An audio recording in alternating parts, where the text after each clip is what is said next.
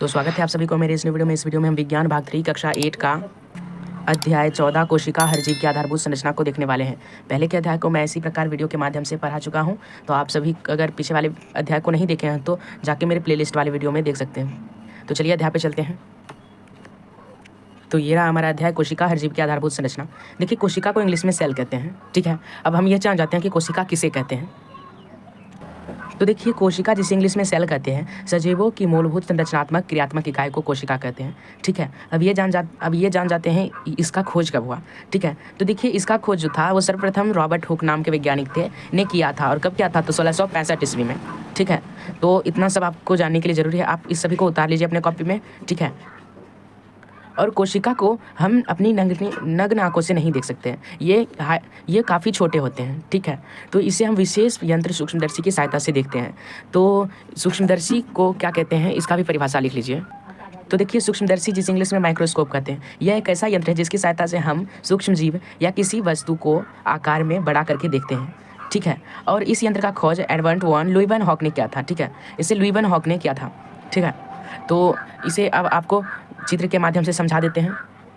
तो देखिए, ये हमारा सूक्ष्मदर्शी का चित्र है, ठीक है। आप इसे कॉपी पे बना लीजिएगा, ठीक है। देखिए, यहाँ से हम किसी चीज़ को देखते हैं, यहाँ पे हम आँख डालते हैं और यहाँ इसके 3 वस्तु लेंस होते हैं, ठीक है। ऑब्जेक्टिव लेंस 3 होते हैं। ये हमारा शीशे का स्लाइड होता है, ठीक है। ये हमारा स्टेज है और ये स्लाइड है, और नीचे लाइट होता है, क्योंकि हम किसी वस्तु को बिना रोशनी रोशनी के बिना तो हम देख नहीं सकते, इसलिए नीचे लाइट का उपयोग किया जाता है, ठीक है। और हम अपने ज़रूरत के हिसाब से ये कोरस फोकस और फाइन फोकस को अपना यानी कि कर सकते हैं, ठीक है। तो ये है हमारा चित्र, ठीक है। आप इसे बना लीजिएगा, ये सूक्ष्मदर्शी का चित्र है, ठीक है। अब देखिए, आपने अपने आसपास या फिर मकान को बनते हुए ज़रूर देखा होगा, ठीक है। मकान या विद्यालय जो होता है वो छोटी छोटी ईंटों से बनी होती है, अर्थात ईंट मकान की संरचनात्मक इकाई है। उसी प्रकार मानव सहित सजीव का शरीर भी छोटी छोटी संरचनात्मक इकाइयों से मिलने से बना है, ठीक है। और यह संरचनात्मक इकाई जीवन संबंधित तमाम क्रियाकलाप का संचालन का आधार है, ठीक है। और सजीवों के इस संरचनात्मक एवं क्रियात्मक इकाई को क्या कहते हैं? कोशिका कहते हैं, ठीक है। कोशिकाओं के मिलने से सूक्ष्म जीव एवं विशालकाय जीव की रचना हुई है, लेकिन कोशिका इतनी छोटी होती है कि उसे हम नग्न आंखों से नहीं देख सकते हैं, ठीक है। और कोशिकाओं को देखने के लिए एक विशेष प्रकार की यंत्र की आवश्यकता होती है, जिन्हें हम सूक्ष्मदर्शी कहते हैं। सूक्ष्मदर्शी से कोशिकाओं को आकार में कई गुना बड़ा करके देखा जा सकता है, ठीक है। अगर आप सूक्ष्मजीव संबंधित अध्याय में आपने सूक्ष्मदर्शी के बारे में जानकारी प्राप्त की थी, और इस वीडियो के भी माध्यम से आपको सूक्ष्मदर्शी का चित्र बता दिया था, ठीक है। और आगे चलते हैं। अब देखिए, कोशिका, इसकी खोज की कहानी हम बता देते हैं, ठीक है। तो करीब 300 साल पहले की बात थी, जब लेंस का उपयोग हो गया था, ठीक है। और लोग जो थे, जैसे वैज्ञानिक, ठीक है, वे सूक्ष्मदर्शी की सहायता से नई दुनिया को देख रहे थे, ठीक है। और ऐसे ही एक वैज्ञानिक थे रॉबर्ट हुक। उन्होंने क्या किया, एक सूक्ष्मदर्शी बनाया था, और जब वो उसे हाथ में लिए और उन्होंने तमाम चीज़ों को देखना शुरू किया, तो ऐसी एक चीज़ थी कॉक, यानी कॉक की कटान, ठीक है, या छीलन, ठीक है। ये लकड़ी का टुकड़ा था, एक कॉक, ठीक है। और कॉक एक पेड़ होता है, ठीक है। और इसमें जो कुछ हुआ वो बहुत ही आश्चर्यजनक था। अब क्या था, उसे हम आगे पढ़ते हैं, ठीक है। तो देखिए, स्वभावतः हुक ने कॉक को गुणों को जानने के लिए सूक्ष्मदर्शी का अध्ययन कर रहे थे। शायद वे ये जानना चाहते थे कि कॉक कितना हल्का क्यों होता है और उसके अंदर वह पानी क्यों नहीं सोखता। लेकिन हुक ने यह देखकर दंग रह गए कि कॉक में एक छोटी छोटी दीवारें थी, ठीक है। और इन दीवारों के कारण कॉक में ढेर सारे छेद या कोठरियाँ बन गई थी, और इन कोठरियों को उन्होंने क्या नाम दिया था? सेल नाम दिया था। और यही नाम क्या था? लैटिन शब्द सेल्यूना यानी कोठरी से बना था, ठीक है। वास्तव में हुक द्वारा जो कोशिका को देखी गई थी वो एक कोशिका मृत कोशिका की थी। अगर आप उदाहरण ले लीजिए, आपका शरीर का अगर कोई भी मांस छोटा सा कट जाता है तो उसके बाद उसे वो जो जब आपके शरीर से अलग हो जाएगा तो मृत हो जाएगी। वैसे अगर कॉक का पेड़, ठीक है, अगर उससे हम लकड़ी को हटा दे तो वो मृत हो गया है ना। तो हुक जो देखे थे वो कॉक यानी कि मृत कोशिका को देखे थे, ठीक है। जब वे कॉक को देखे तो कुछ उन्हें इस प्रकार से दिखा, ठीक है। अब देखिए, ये जो चित्र है ये कॉक की संरचना है, ठीक है। यहाँ पर देखिए, इसमें क्या है? कोठरीनुमा संरचना हो रखा था। रॉबर्ट हुक ने अपने साधारण सूक्ष्मदर्शी की सहायता से अध्ययन तो कर लिया था, लेकिन उनके प्रेक्षण के 150 वर्षों तक भी कोशिकाओं के बारे में बहुत ही कम जानकारी मिली थी। वस्तुतः सजीव की जीवित कोशिकाओं एवं उनकी जटिल संरचना संवर्धी सूक्ष्मजीव की खोज के बाद ही देखी गई और समझी जा सकी, ठीक है। अब आप कॉक को देख चुके हैं, अब आगे टॉपिक में चलते हैं। अब हमारा नेक्स्ट टॉपिक है कोशिका कितनी बड़ी और कितनी सारी। तो देखिए कोशिका जो है ये समस्त सजीव को उनके शरीर में पाई जाने वाली कोशिका की संख्या के आधार पर 2 वर्गों में बांटा गया है, ठीक है। एक कोशिकीय वाले अर्थात एक कोशिकीय तथा एक से अधिक जिसे बहुकोशिकीय कहते हैं, ठीक है। अब इसे एक कोशिकीय और बहुकोशिकीय को देख लेते हैं। अब देखिए कोशिका की संख्या के आधार पर सभी सजीव को 2 भागों में बांटा गया है। एक कोशिकीय जीव, ठीक है, जिसे इंग्लिश में कहते हैं अनसेलुलर ऑर्गेनियम्स, ठीक है। तो देखिए ऐसे जीव जिनकी रचना मात्र एक कोशिका से हुई है, जैसे अमीबा, पैरामीशियम, यीस्ट आदि एक कोशिकीय जीव है। और ठीक है, दूसरा है हमारा बहुकोशिकीय जीव। तो देखिए बहुकोशिकीय जीव जिसे मल्टी सेलुलर यानी बहुकोशिकीय जीव कहते हैं, ठीक है। तो ऐसे जीव जिनकी रचना एक से अधिक कोशिकीय से हुआ है, जैसे मनुष्य, पेड़ पौधे, जीव जंतु, ये सभी एक कोशिका से नहीं, इसकी जो रचना हुई है वो बहुत कोशिकाओं से हुई है, अरबों खरबों कोशिका से, ठीक है। अब चलते हैं आगे। अब हम अगर एक कोशिकीय जीव की बात करें तो इसमें अमीबा, पैरामीशियम, यीस्ट सभी थे। तो देखिए अमीबा जो होता है उनका चित्र कुछ इस प्रकार से होता है, ठीक है। इसका यानी निश्चित आकार नहीं है, ये हमेशा बदलते रहता है। पैरामीशियम हमेशा ऐसा होता है, ठीक है। और यीस्ट इस प्रकार का होता है। तो आप ये सभी देख चुके हैं, ठीक है। अब आगे चलते हैं। अब देखिए रॉबर्ट हुक ने 1663 में यह गणना की थी कि एक हिंचकॉक में लगभग 1 अरब कोशिका होगी। तो आप अनुमान लगा सकते हैं कि कितनी छोटी होती है, ठीक है। तो एक नवजात शिशु के शरीर में करीब 20 खरब कोशिकाएं होती हैं, जबकि एक मनुष्य के शरीर में लगभग 600 खरब कोशिकाएं होती हैं।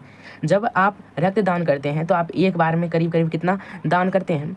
तो आप एक बार में करीब 5 अरब कोशिका दान करते हैं। और आपका शरीर 1% कोशिकाओं को त्याग कर उसकी जगह नई कोशिका बना लेती है, और इनकी संख्या लगभग 600 अरब होती है, ठीक है। अब देखिए कोशिकीय सजीव में कोशिकाओं का विशिष्ट समूह उत्तकों का निर्माण करा है। अब आप ये उत्तक किसे कहते हैं? तो देखिए उत्तक आपको ज़्यादा नहीं जानना है, अभी इसकी परिभाषा जान ले। अगर आप उत्तक के बारे में जानना चाहते हैं तो आपको 9 क्लास में जाना होगा, ठीक है। 9 क्लास में इसका अलग ही एक चैप्टर है। पहले हम उत्तक का परिभाषा देख लेते हैं।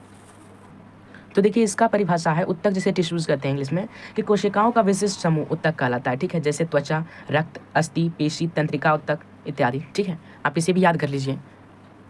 अब देखिए कोशिकाएं अत्यंत सूक्ष्म होती है, लेकिन ये कितनी सूक्ष्म होती है, ये प्रश्न तो सभी को उठता होगा, ठीक है। तो कोशिकाओं को आकार में माइक्रोमीटर या माइक्रोन में मापते हैं। अब ये याद रखिएगा कि 1 माइक्रोमीटर लगभग 1 मीटर का 10वां भाग होता है, ठीक है। जिसे हम ब्रैकेट में अगर करें तो 10⁻⁻⁶, ठीक है, मीटर होता है, ठीक है।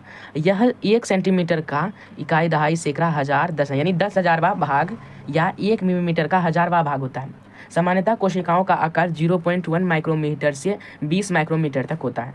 कुछ बैक्टीरिया तो मात्र 0.2 माइक्रोमीटर तक होते हैं। औसत जंतु कोशिका की लंबाई 20 माइक्रोमीटर होती है, ठीक है। इसे भी आपको जानना जरूरी है, ठीक है। और जो मैंने अंडरलाइन कर रखे हैं उसे आप जरूर उतारिए। वैसे कुछ जंतु कोशिकाएं बड़ी भी होती है, ठीक है।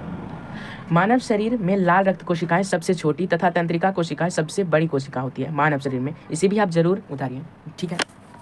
अब हम मानव शरीर में तो जान चुके हैं कि सबसे बड़ी कोशिका मानव शरीर की क्या होती है, तंत्रिका कोशिका, है ना। और सबसे छोटी लाल रक्त कोशिका। तो क्रियाकलाप 2 है कि मुर्गी का एक उबाला हुआ अंडा लीजिए, ठीक है, और उसके ऊपर के छिलकों को हटाइए। छिलके के नीचे सफ़ेद भाग मिलेगा, ठीक है। इसके अंदर पीला पदार्थ होता है। सफ़ेद भाग एल्यूमिनियम, ठीक है, तथा पीला भाग योक है, जो उबलने के कारण मुलायम और ठोस रूप में बदल जाता है। वास्तव में मुर्गी का जो अंडा होता है वो एकल कोशिका का होता है, यानी एक ही कोशिका का होता है। इसलिए ये याद रखिए या फिर आप लिखिए कि सबसे बड़ी जो कोशिका होती है वह क्या होता है, शुतुरमुर्ग का अंडा, ठीक है। ये याद रखिएगा और आगे चलते हैं।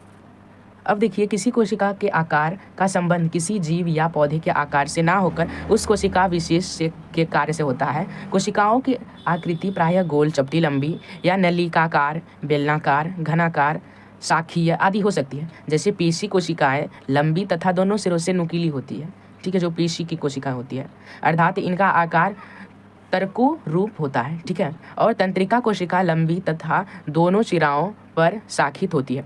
पत्तियों के रंध्र जिसे स्टोमेटा कहते हैं में पाई जाने वाली कोशिका सेम के बीज या किडनी जैसी होती है, ठीक है। इसे भी आप याद रखिएगा, ठीक है, इसे समझ लीजिए। और कुछ कोशिकाएं की आकृति निश्चित नहीं होती है, जैसे श्वेत रक्त कोशिका, यह अपनी आकृति बदलती ही रहती है, ठीक है। अमीबा की भी कोई निश्चित आकृति नहीं होती है, आवश्यकता अनुसार वह भी अपना शरीर को क्या होता है, बदलते रहता है। विशेष रूप से अमीबा के शरीर से बाहर की ओर बराबर उभार या प्रवर्धन निकलते रहते हैं, जिसे पादाभ कहते हैं, ठीक है। और ये याद रखिएगा कि अमीबा जो है अपना भोजन पादाभ की सहायता से ही करते हैं, ठीक है। अब कुछ चित्र को देख लेते हैं। जैसे हम बोले थे पेशी कोशिका, ये क्या होता है, दोनों सिराओं से लंबी होती है, ठीक है। और वसा कोशिका ऐसा होता है किडनी जैसा, ठीक है। लाल रक्त कोशिका ऐसा है और तंत्रिका कोशिका ऐसा है, ठीक है। आप इन सभी को देख लीजिए और इसे जरूर बनाइए, क्योंकि सभी कोशिका आपको बनाना आना चाहिए, आगे चल के ये बहुत ही कारीगरी साबित होगी, ठीक है। तो आप इन सभी को देख लें। अब हमारा अगला पॉइंट है कोशिका आंतरिक संरचना एवं कार्य। इसे क्रियाकलाप 3 से समझते हैं, ठीक है। पादाप कोशिका की संरचना और उनके मूल संगठनों के बारे में जानकारी प्राप्त करने के लिए एक क्या कीजिए, आप प्याज का अवलोकन कर सकते हैं, ठीक है। आप प्याज को क्या कीजिए, थोड़ा सा अंदर से छील लीजिए, ठीक है। और छीलने के बाद मोटी या रसदार परत वाली टुकड़े को निकाल लीजिए, ठीक है। और प्याज के इस टुकड़े को इस प्रकार तोड़िए कि वह पूरी तरह से अलग नहीं हुए, ठीक है। और टूटे हुए टुकड़े को दूसरे और खींच लीजिए, ठीक है। आपको अंदर पतली पारदर्शक झिल्ली दिखाई देगी, ठीक है। और इस झिल्ली को अलग कर लीजिएगा। झिल्ली का एक छोटा सा टुकड़ा पानी की एक बूंद में अच्छी तरह से फैलाकर, ठीक है, स्लाइड पर रख लीजिए, ठीक है। और कवर स्लिप से इस प्रकार ढकिए कि हवा का बुलबुला अंदर नहीं रहे, ठीक है। जैसे कवर स्लिप हो गया कि अगर हम शीशी को ले लेते हैं, ठीक है, और उसके बाद हम कोई भी, जैसे कि हम प्याज को रख दिए, ठीक है, उसके बाद फिर ऊपर से एक और शीशी होता है जो डाल देंगे और डालने के बाद फिर हटा देंगे, ठीक है, जिससे बुलबुला अंदर नहीं रहे, ठीक है। अब देखिए झिल्ली रखते समय सावधान रखेंगे कि उसके अंदर सलवटें नहीं पड़े, ठीक है।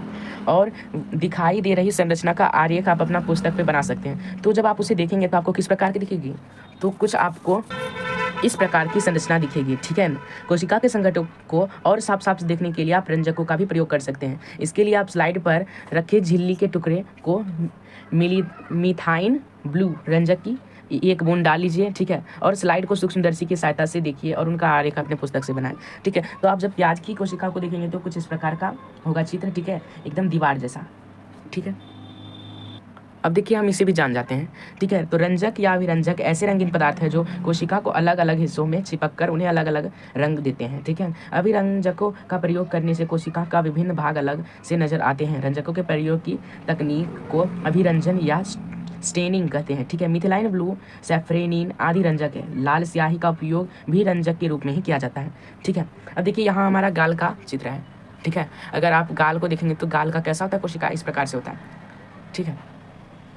अब देखिए हम अगला पॉइंट है हमारा कि कोशिका एवं कोशिका भित्ति, ठीक है। उपर्युक्त क्रियाकलाप में हम पाए कि कोशिका झिल्ली या गाल के कुछ अनेक छोटे छोटे भाग दिखाई दे रहे हैं। जैसे आप उसके अंदर देखे थे तो छोटे छोटे भाग दिखाई दिए और प्रत्येक भाग एक दूसरे से एक झिल्ली से अलग है। वास्तव में यह छोटे छोटे भाग कोशिकाएं होते हैं, ठीक है। और इन कोशिका को अलग करने वाली झिल्ली को कोशिका झिल्ली कहते हैं, ठीक है। और कोशिका झिल्ली कोशिका के अंदर की संरचनाओं को घेरे रहती है, कोशिका को एक निश्चित आकार प्रदान करती है। यह कोशिका के अंदर तथा बाहर पदार्थों का आवागमन पर भी नियंत्रित रखती है, ठीक है।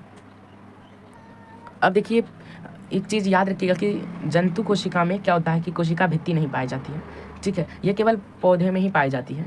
तो आप लोग अब ये क्यों होता है, तो आप जानते हैं कि पौधे जो होता है वह प्राकृतिक में खुले पर्यावरण में रहते हैं और वे अनवरत पर्यावरण के घटकों या दाब, ताप, नमी, वेग, वायु आदि प्रभावित होते रहते हैं। और ऐसी स्थिति में पौधे को विशेष सुरक्षा की अतिरिक्त जरूरत होती है, जो कि कोशिका भित्ति प्रदान करती है। अब देखिए कोशिका झिल्ली को भी जान चुके थे, ठीक है। भित्ति के बारे में जाने कि वो पौधे में नहीं रहता है। अब कोशिका द्रव के बारे में जानते हैं। तो कोशिका झिल्ली के अंदर जैलनुमा पदार्थ पाया जाता है, ठीक है, जिसे कोशिका द्रव कहते हैं, ठीक है, या साइटोप्लाज्म कहते हैं, ठीक है। कोशिका के अंदर कोशिका का एक महत्वपूर्ण भाग होता है। वास्तव में ये कोशिका द्रव कोशिका झिल्ली के अंदर के बीच स्थिर होता है। कोशिका द्रव में ही अन्य कोशिकीय संगठन या माइटोकॉन्ड्रिया, राइबोसोम, गॉलिकाएं, रिक्तिकाएं, लवण आदि पाए जाते हैं। और ये विभिन्न कोशिकीय क्रियाओं का संपादन करते हैं और इसके बारे में आप अगली कक्षा में जानेंगे, ठीक है। तो कोशिका द्रव के बारे में जान चुके हैं कि कोशिका झिल्ली से आगे रहता है ये, है ना। और ये जैलनुमा पदार्थ होता है। केंद्रक को जान जाते हैं, ठीक है। देखिए कोशिका के अंदर कोशिका द्रव के प्रायः मध्य में गोल होता है, ठीक है, गोल संरचना होता है, उसे हम क्या कहेंगे, केंद्रक, ठीक है। तो केंद्रक का आप लिख सकते हैं परिभाषा। देखिए केंद्रक जो होता है कोशिका के महत्वपूर्ण भाग होता है। यह कोशिका के समस्त क्रियाकलापों का नियंत्रण रखता है। यह कोशिका झिल्ली की तरह ही एक केंद्रक झिल्ली को भी घेरे रहती है और इसे केंद्रक झिल्ली कहते हैं, ठीक है। और यह झिल्ली केंद्रक को कोशिका द्रव से अलग रखती है। साथ ही यह कोशिका द्रव एवं केंद्रक के बीच पदार्थों का आवागमन को भी नियंत्रण रखते हैं, यानी आने जाने का। जैसे कि अगर कोशिका के यानी केंद्रक को किसी चीज़ की ज़रूरत है तो वह ले लेगा, ठीक है। तो इसका ध्यान कौन रखती है, द्रव, ठीक है, कोशिका द्रव एवं केंद्रक के बीच, ठीक है। अब इसको जान चुके हैं, अब आगे चलते हैं। अब देखिए वो जो केंद्रक था, ठीक है, इसके अंदर भी गाढ़ा जलनुमा द्रव होता है जिसे केंद्रक द्रव या न्यूक्लोप्लाज्म कहते हैं, ठीक है। केंद्रक के अंदर एक छोटी संरचना दिखाई देती है जिसे केंद्रिका या न्यूक्लोयोसम कहते हैं, ठीक है। केंद्रक के अंदर की संरचना को देखने के लिए अति उच्च आवर्धन वाली सूक्ष्मदर्शी की आवश्यकता होती है, ठीक है।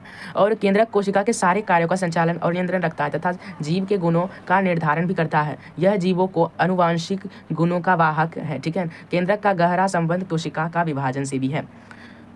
कोशिकाएं दो प्रकार की होती हैं। पहली कोशिकाएं जिसमें सुस्पष्ट केंद्रक नहीं पाया जाता है, इन्हें यूकैरियोटिक कोशिका कहते हैं, ठीक है। जिसमें केंद्रक नहीं रहता है उसे यूकैरियोटिक कहते हैं। और दूसरे प्रकार की कोशिका जिसमें स्पष्ट केंद्रक का अभाव रहता है उसे प्रोकैरियोटिक कोशिका यानी केंद्रक पूर्व कोशिका कहते हैं। अब ये याद रखिएगा कि यूकैरियोटिक कोशिका में केंद्रक नहीं होता, लेकिन प्रोकैरियोटिक में केंद्रक रहता है। यूकैरियोटिक में समझिए ये सभी जीवाणुओं में रहता है, इसे हम नहीं देख सकते, लेकिन प्रोकैरियोटिक में देख सकते हैं इन्हें, इस कोशिकाओं को देख सकते हैं, प्रोकैरियोटिक कोशिका को।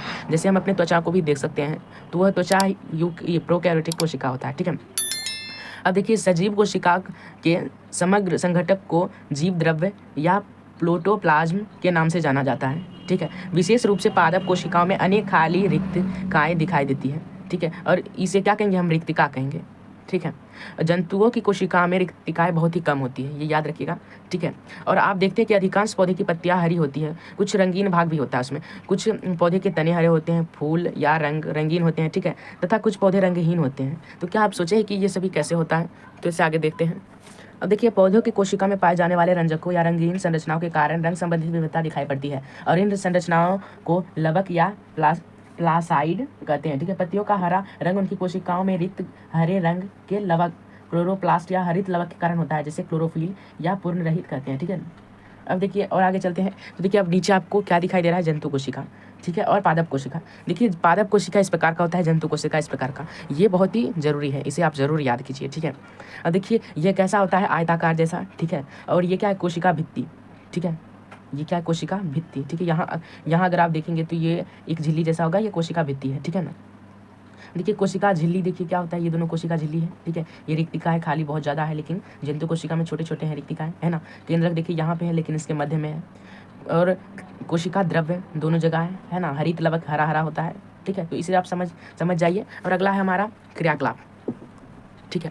तो आप इस क्रियाकलाप को जब देखेंगे तो इसमें आपको क्या करना है, टिक लगाना है। जैसे कोशिका झिल्ली पादप कोशिका में होता है, जंतु कोशिका में भी होता है। कोशिका भित्ति ये तो सिर्फ पादप कोशिका में होता है, जंतु कोशिका में नहीं होता है। केंद्रक भी दोनों में होता है, ठीक है। और फिर केंद्रक झिल्ली ये भी दोनों में होता है। कोशिका द्रव्य ये दोनों में होता है, ठीक है। लवक ये सिर्फ पादप कोशिका में या फिर शायद, ठीक है। अब देखिए रिक्तिका ये भी दोनों में होता है, ठीक है, लवक पौधे में, ठीक है। आप इसे समझ गए, ठीक है। अब देखिए हम नोट्स को देख लेते हैं कि कोशिका सजीव की मूलभूत संरचनात्मक एवं क्रियात्मक इकाई है। कोशिका का खोज रॉबर्ट हुक ने किया था, ठीक है। सजीवों की कोशिकाओं के आकार और संख्या में भिन्नता होती है। कोशिकाएं अत्यंत सूक्ष्म होती है जिन्हें हम नंगी आंखों से नहीं देख सकते हैं और इसे सूक्ष्मदर्शी की सहायता से देखा जाता है। कुछ जीव मात्र एक कोशिका से बने होते हैं तथा अन्य जीव एक से अधिक कोशिका से बने होते हैं। कोशिका के 3 मूल घटक है, एक कोशिका झिल्ली, कोशिका द्रव जिसमें छोटी छोटी संरचना पाई जाती है, एवं केंद्रक, ठीक है। अगला है हमारा, देखिए कोशिका भित्ति केवल पादप कोशिका में होता है जिन्हें सुरक्षा प्रदान होता है, ठीक है। इनसे सुरक्षा प्रदान होता है। केंद्रक झिल्ली केंद्रक और कोशिका द्रव्य को अलग करती है, ठीक है। और पादप कोशिका में बड़ी रिक्तिकाएं होती है जबकि जंतु कोशिका में बहुत छोटी, ठीक है। पादप कोशिका में रंगीन संरचनाएं होती है जिसे लवक कहते हैं, ठीक है, सिर्फ पादप कोशिका में। और पत्तियों का हरा रंग उनके लवक क्लोरोप्लास्ट के कारण होता है। अब देखिए हम क्या करेंगे, अपने ये क्या कहते हैं क्वेश्चन आंसर को देख लेते हैं, ठीक है। तो सूक्ष्मदर्शी एक विशेष प्रकार का यंत्र है जिसे सूक्ष्मदर्शी की सहायता यानी कि सूक्ष्म जीवों को देखा जाता है, ठीक है, या कोशिका को देखा जाता है।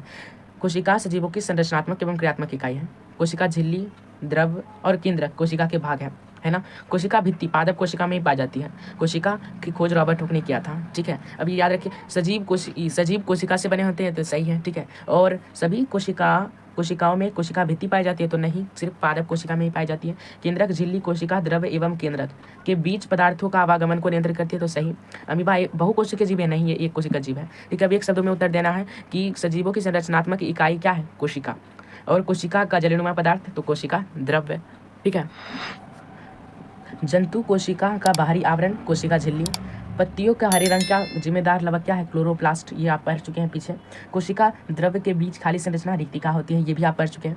अब देखिए कोशिका सजीवों की मूलभूत संरचनात्मक इकाई है तो कैसे, तो इसका उत्तर लिखेंगे तो आप इसमें उत्तर लिखेंगे कि जिस प्रकार मकान या विद्यालय की संरचना छोटे छोटे ईंटों से बनती है, उसी प्रकार मानव सहित अन्य सजीव का शरीर भी छोटी छोटी संरचनात्मक इकाइयों से मिलकर बनी है।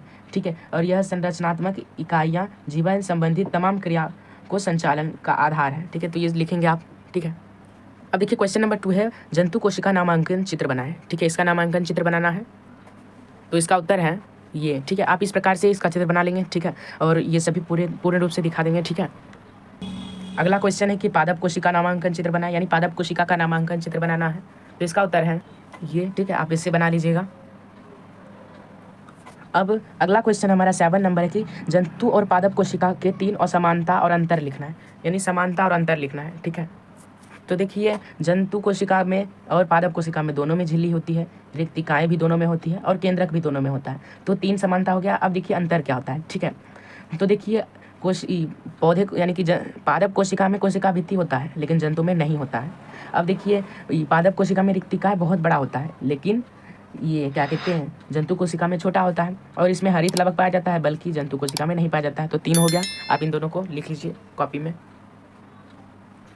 अब अगला क्वेश्चन है कि कोशिका भित्ति पादप कोशिका का महत्वपूर्ण भाग है, कैसे? तो इसका उत्तर है ये। ठीक है, कि पेड़ पौधे प्राकृतिक में खुले पर्यावरण में रहते हैं, वे अनवरत प्राकृतिक विभिन्न संघटनों तथा तमाम दाब, नमी, वेग आदि से प्रभावित होते हैं। ऐसी स्थिति में उसे विशेष सुरक्षा की अतिरिक्त दृढ़ता की जरूरत होती है, जो कि भित्ति ही प्रदान करती है। तो आप इसे लिख लेंगे। ठीक है, अब हमारा लास्ट क्वेश्चन है कि निम्न पर संक्षिप्त टिप्पणी देना है कि कोशिका द्रव और केंद्रक। ठीक है, तो इस पर आप स्वयं ही टिप्पणी दे सकते हैं, जैसे कोशिका द्रव, ठीक है, तो यह जलनुमा पदार्थ होता है, छोटा छोटा दे सकते हैं। केंद्रक यह मध्य भाग में पाया जाता है कोशिका में, तो इसे आप स्वयं ही बनाने का प्रयास करें। ठीक है, अगर आपको नहीं समझ में आए तो आप फिर से इस वीडियो को देख सकते हैं। मैंने आप लोगों को कोशिका द्रव और केंद्रक के बारे में अच्छी प्रकार पढ़ा चुका हूँ। ठीक है, तो आशा करता हूँ आप सभी को मेरी इस वीडियो में कुछ ना कुछ ज्ञान मिला होगा, और आप अपना पढ़ाई इसी प्रकार से जारी रखें, और जल्द ही हम आप लोगों के समक्ष न्यू वीडियो के साथ उपस्थित रहेंगे। तब तक आप अपना पढ़ाई जारी रखें। धन्यवाद।